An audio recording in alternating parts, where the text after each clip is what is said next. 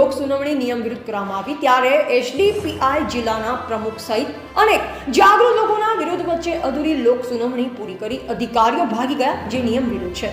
અંજાર સીમા survey number 984/80 માં લીઝની લોક સુનાવણી ખોડિયાર મંદિર દૂના માતા સ્થળના બદલે લીઝ ધારકના ખાનગી જગ્યાએ યોજવામાં આવી હતી। ત્યારે લીઝને લઈ જેમાં એસડીપીઆઈ કચ્છ જિલ્લાના પ્રમુખ રોશન અલી સાંધાણીએ વિરોધ કરતા જણાવ્યું કે આ લોક સુનાવણીની જાણ 26 ગામના લોકોને કરવામાં આવી નથી। આ સુનાવણીમાં લીઝ ધારકો સિવાય અન્ય લોકો કોઈ આવ્યા નથી, જેથી નાયબ કલેક્ટર કચેરીના અધિકારી અને ગુજરાત પ્રદૂષણ નિયંત્રણ બોર્ડના અધિકારીઓ પાસે આ લોક સુનાવણી રદ કરવા આવે અથવા મોકૂફ રાખવામાં આવે તેવી માંગ કરી હતી। સાથે આ સર્વે 984/80 ની તપાસ કરવામાં આવે અને લોક સુનાવણી પહેલા અંજાર અને આસપાસના 26 ગામડાઓને જાણ કરવામાં આવે, ત્યારબાદ જ લોક સુનાવણી યોજવામાં આવે તેવી પણ માંગ કરી હતી। આ લીઝ માટેના સેમ્પલ 2022માં લીધેલ હતા, તે એજન્સી પણ હાજર રહી નહોતી। સાથે 26 ગામોના કોઈ પણ સરપંચને પણ જાણ કરવામાં આવી હતી અને ગુજરાત પ્રદૂષણ નિયંત્રણ બોર્ડના અધિકારીઓ નાયબ કલેક્ટર અધ્યક્ષને લોકોને અંધારામાં રાખી લોક સુનાવણી કરવામાં કવાયત શરૂ હતી, પરંતુ જીપીસીબીના સાઇડ પરથી અમુક જાગૃત લોકો અને એસડીપીઆઈ જિલ્લા પ્રમુખને જાણ થતાં લોક સુનાવણીમાં પહોંચેલ અને આ સુનાવણી રદ થઈ અને ફરીથી નિયમ મુજબ લોક સુનાવણી કરવામાં આવે તેવી માંગ કરી, પરંતુ નાયબ કલેક્ટર કચેરીના અધિકારી અને ગુજરાત પ્રદૂષણ નિયંત્રણ બોર્ડના અધિકારીઓ વિરોધ વચ્ચે લોક સુનાવણી પૂરી કરી ભાગી જતા અધિકારીઓ પર ક્યાંક શંકાના દાયરામાં આવે છે।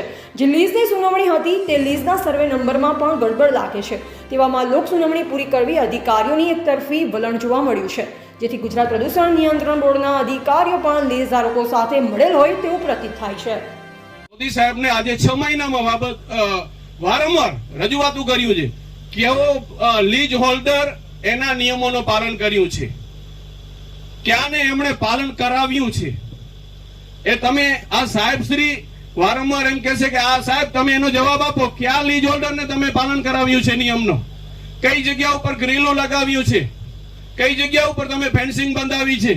કઈ જગ્યા ઉપર તમે ભેડિયા ઉપર વાડા બનાવ્યા છે કે ધૂળ ન ઉડે? કઈ જગ્યા ઉપર એ રસ્તા ઉપર તમે પાણીનો છંટકાવ કઈ કરાવો છો? તમે કયો આ એવી રીતે આ જીપીસીબી પ્રદૂષણ માટે છે ને પ્રદૂષણ ફેલાય છે તો એને રોકાવવાની જવાબદારી જીપીસીબી વિભાગની છે। એવો કોઈ પણ કાર્યવાહી કરાવી હોય તો ઓન પેપર તમે બતાવો।